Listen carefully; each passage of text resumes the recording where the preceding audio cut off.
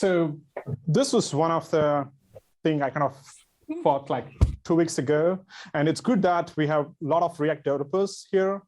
And can you tell me like what's the problem here? I know it's the item is implicit any of type, and how can I fix this React problem? Any guesses? Should be fixed with unknown. So no, the problem is for me is I don't want to learn TypeScript here. I want to get my job done. I want to try out my application here, but I was stuck with this commenting thing. It's an implicit any. Yeah. Make it explicit. I just want to ignore this error. Like I don't want to deal with error. I just want to ignore this. You can retype the IMS and So when we call the guide, it needs to be defined at the level of writing all that inside the document. Okay. Good. Okay. I'll come to that. I couldn't find out one answer like I did just like Googling. I tried to look into Stack Overflow. I went to Google GitHub issues. I have an answer, but I'll give the answer a little bit later. Just my introduction. I'm Anil Kumar. I'm a technical product manager at Contentful. And before that, what I'm talking about the context here, I want to give you a quick introduction about what's the headless solution. I've been working on the headless solutions recently, like a couple of years. So at Contentful, it's a headless content management system, mainly building websites. It serves as a content through APIs, API-first approach. And we have a user interface for the customers who want to build content, like update content there. And mainly the content creators work with the interface. And this is where the developers comes in. Like developers build apps on top of Contentful web app using the app framework. That's where we build a custom workflows which fits to each customer needs. Similarly, before Contentful, I was at Commerce Tools, same thing, but focused on the e-commerce sector. So e-commerce APIs, API-first approach, same thing. So our developers, again, the app developers are building apps to customize the customer workflow. Each company has a different needs. So in short, in one way, we want to build some kind of a marketplace where developers can build some apps and they can publish it and companies can use it to fit their workflow. Why I'm talking about this? The reason I'm talking about this app developers are because this running the UI component, building an app is just one part of their whole journey. For example, they have to know the SDK, they have to know the product. For example, at Contentful, they have to know how to use the products like terminologies like content model, content types, entity. Similarly, there are other problems they have to tackle it. And for them, building the interface is just part of it. That's part of their journey. And most of them, they start with like prototyping it. They're not producing a production code. They want to test with their code. And what I see the biggest challenge is a lot of example starts with TypeScript. And that's what I the first example I showed you, that's what I struggled. I wanted to understand how our developers' journey looks like. And this is also one of the examples you see here. This is also one of my code, and I was trying to run one of the other examples. And you could see that I end up having a lot of ignore commands. Of course, I could have put it to the whole file itself, but I end up having like putting a lot of ignores. How can we make this better? So coming back to the first question asked. So I'm just taking a little bit different example here, but still the problem is same. I wanted to ignore it because my focus was more on trying to see the puzzle, how the application works, not to learn the TypeScript here. And of course, I tried with the different option. And the one which worked for me was this one. And it's the only thing like compared to this one, and this one is like having it in second line. This is the one which works for me. And the other one, by trying out a different approach, this one also, these two approaches worked for me. And this was like, the journey I could figure it out was by Googling like looking into the Stack Overflow, trying out my research, it was not straightforward. And you could imagine that not our app developers are experts, React developers or TypeScript developers. They might have like junior developers. There are some developers who are like coming from backend. They might not familiar with it, and they really get stuck. And just wanted to also talk about jobs to be done. How many of you are familiar with jobs to be done framework? Okay, so the jobs to be done talks about, there's a famous quote, Theodore's quote, people don't want a quarter-inch drill, they want a quarter-inch hole. When I apply this to my problem, I don't want to learn TypeScript. I want to see how the application looks like, how the application works, right? So how can we make our applications, how can we make our documentation so that it gets our app developers' jobs done? Right? As an app developer, I want to get to see how these puzzles fit together and how the data flows. And I don't want to spend most of my time on digging deep into getting expertise in TypeScript. And there are other ways looking into your developer experience or developer onboarding is looking into how the developer experience looks like for your product, like especially if you have app products like marketplace apps. So I could also add some of the 2 more steps, like I could also start looking into getting started, looking into docs, and if I don't find something, I Google it. I look into some problems, Stack Overflow, I check those, and sometimes I check the GitHub issues. So there are some things you need to consider, like the different paths for experts and juniors, and different happy paths and sad paths and negative paths as well. And this is a quote from Sarah she used to work at Netlify.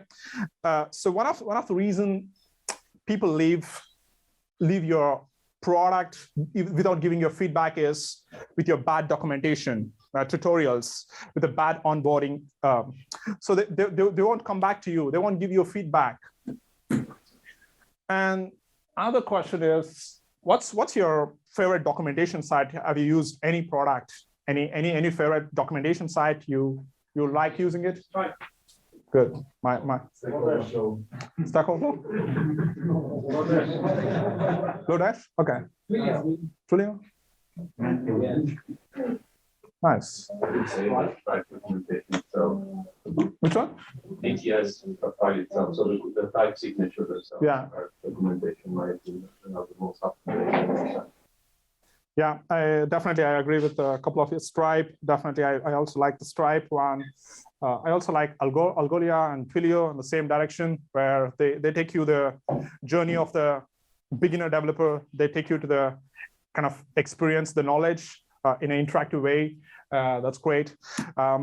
So when I look at the journey map, when I apply the jobs to be done for the documentation, it can have like three kind of feelings, right? One, you really happy, like your happy path, like you really enjoy working with that. You get a success in a short amount of time.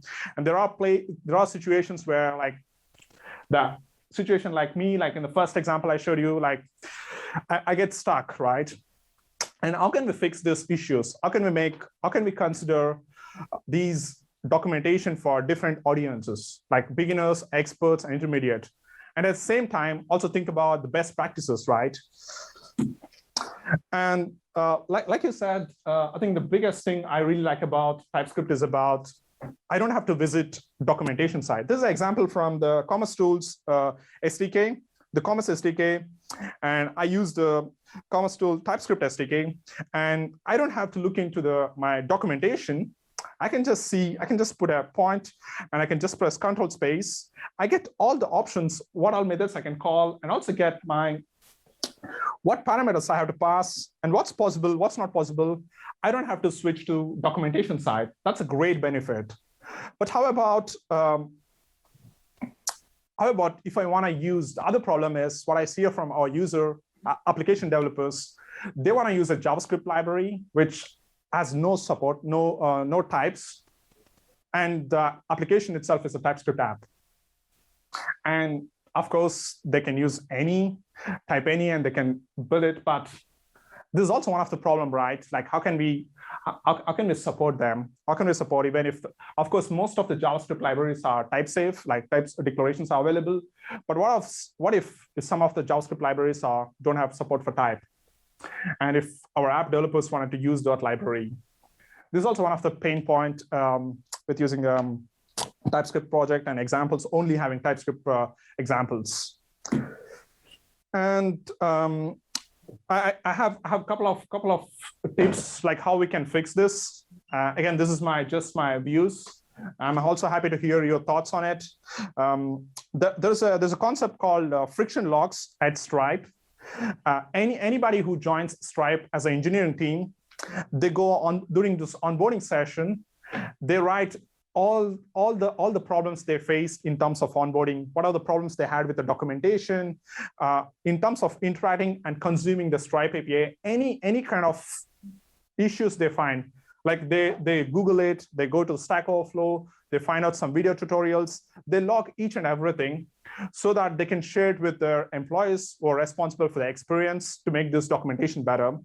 So one way is having such friction logs at the companies like building apps platform for developers that could really kind of already give you some kind of feedback where we could also make our documentation better. So it's also definitely helpful for our consumers as well. And other thing which really worked for me is about pair programming with our consumer. And I do a user research and user testing. Sometimes they just kind of don't share what they mean and what their solutions today. And when I do a pair programming, I see that what alternative paths they are doing today to get their job done. So they sometimes Google it, or they sometimes have their own packages and they use it internally. And I think this pair programming can also help us to understand their pain and also give us more insights about how we can provide a better documentation for app developers. And this is also, again, my thought or just idea. How about using unknown instead of recommending any by default? For example, the case here, I've seen one of the quickest way to get into TypeScript, or you want to use some JavaScript libraries, you quickly add any and get your job done, and you end up having a lot of any. But the question is, do we get a benefit of TypeScript? The benefit of TypeScript is giving a more static type check. And in this example, how many of you are familiar with, are you using unknown types? Okay, then I don't have to explain more lot. So yeah, this is a great way, or kind of more like giving a more type checking for any instead of using any. So this example, those who don't know, this kind of gives you I cannot assign this type unknown to any of the types other than any or unknown. So for example, here in this example, line number 6, I'm trying to assign the variable unknown counter to the counter, which is a variable of type number. I get this error that, hey, type unknown is not assignable to the type number. And same thing goes, I cannot randomly call some methods, and it also gives me that, hey, get value does not exist on the type unknown. So this kind of recommendation could also kind of gives app developers or forces them to think in types, and also could give them more building their project more towards type.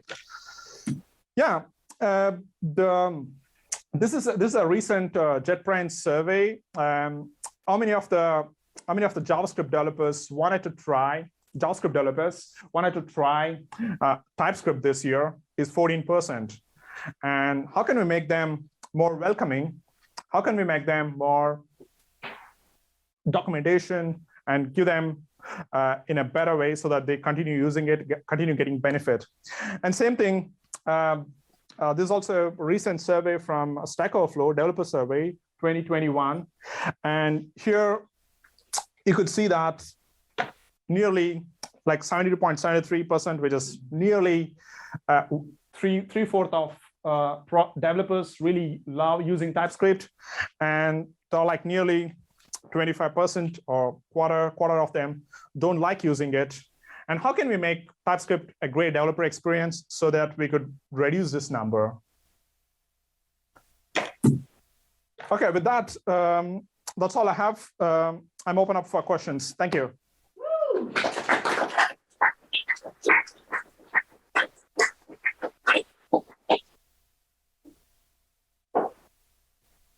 Why is no better than any?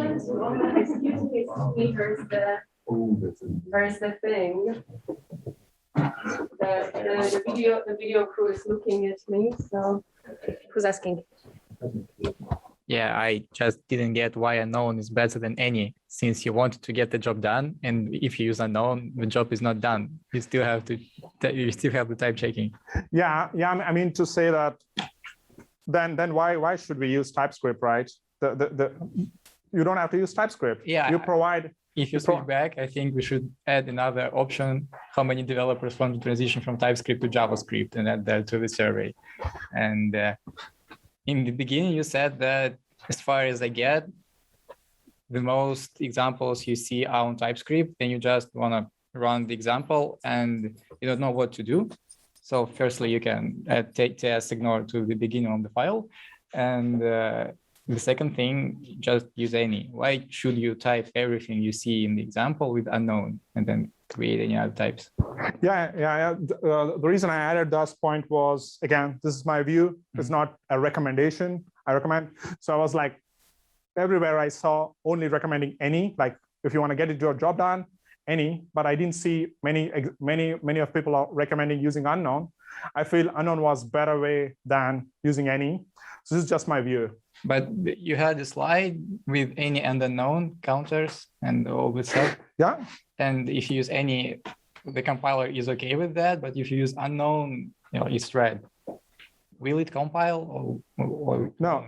No, so, it's going to throw error. As you can see here on line number 6 and 9, it's already giving you that. Yeah, the project is not compiled, job is not done.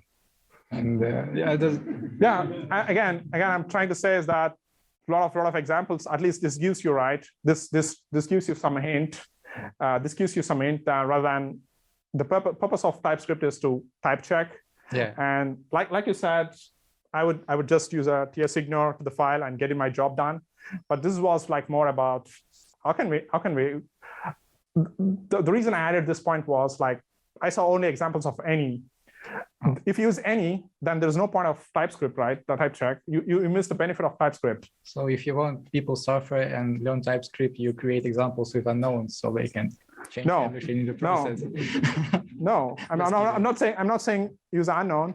I'm just saying that kind of my view, like why there is no examples about unknown. I see only the examples with only any. Yeah. Like in that case, you could still do an instance of check to actually prove to the compiler that it's a number that it can go on. Okay. But it forces the user to actually do that. The point is that the context, right? So the context is you're working with code which is at the boundary condition and you don't know what you're ingesting. Then it's safer to say that is unknown. So you're forced at runtime to do the checks. And while you're going through the checks, you have the certainty that the code is always going to be performing how you're expecting it at the compile time, at the runtime, right? Yeah. Any instead allows you to say whatever. I'm gonna take a chance, and probably things will explode in production. Not my fault. Yeah, right? I was in the context of trying new things, and I just didn't get why. So I guess it's a problem of type first design, right? You start from the type, and then you get the rest of the project done. Sorry, whoever.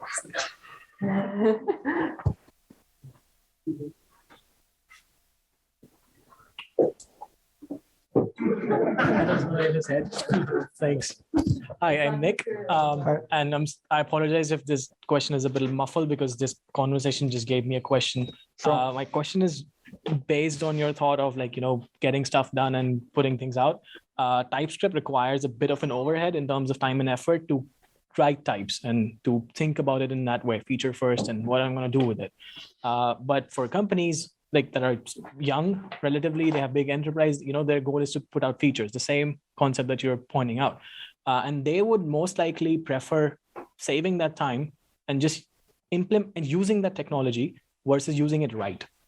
And my question to you is like, how much would you advocate for that time to be used at that time, like when the project is being set up, so it becomes useful like that? There's autocomplete and whatnot, versus not using it and then facing the consequences later, like the friction of going back all the way. Do you think it's wise for companies to do that? Because there's a technical debt that comes along with it, that they will say, okay, we'll do it later. That later, we don't know when it comes, right? It's a natural habit for developers. Like, I want to push this feature right now, create an MVP, and then start doing this. How much would you advocate developers to stop thinking like that and work like that with types as compared to doing it later? Okay, if I understand your question right, do you recommend doing it in a right way, like with all the types, or you do it like quick fix, use any and get it done? Is it for the app developers, or I just want to ask you like more context on the. My perspective and context is not for an individual developer. A team of developers that's working for a company which is for profit. So, they have stakeholders and they have to put out stuff constantly. And there's like a small balance between do it later versus do it now. And because like TypeScript is pretty strong, like I've used it for like over 4 or 5 years now, and I know this has benefits, but would you think it's wise to ignore all of this and do it later? Yeah, I would ask the bigger context. Is the developers who are working on, are they TypeScript familiar? Are they experts? Are they totally new to this TypeScript? There are different strategies, like where you can migrate, bring JavaScript projects to TypeScript compatible. There are different strategies. Yeah, I would just see the project situation, right? The developers, if they are new to TypeScript, they need some time to adapt and learn, would spend more time on investigating there rather than forcing them to put it TypeScript type safe. So I would spend time on more. Any pitfalls that might come if they don't do it, and then after like a year of writing code without really considering types and whatnot, do you know of any pitfalls that might happen? No, I don't know. Maybe others can answer. I don't know. Okay. I would like to answer your question.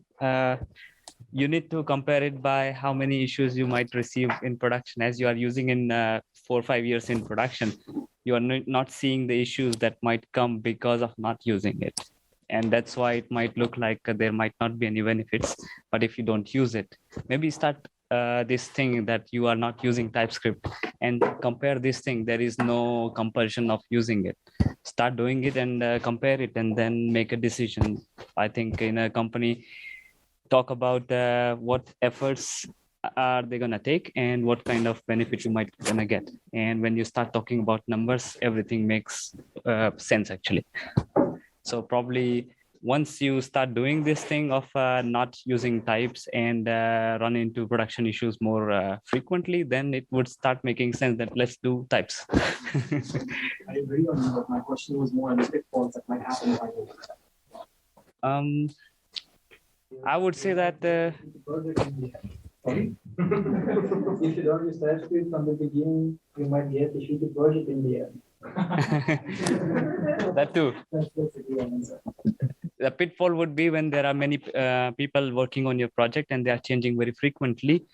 That's when you will see the pain of not knowing enough things and still pushing through the features. And in the end, like Nikita said, shitty code. Thanks. You want back? I don't know. Thank you.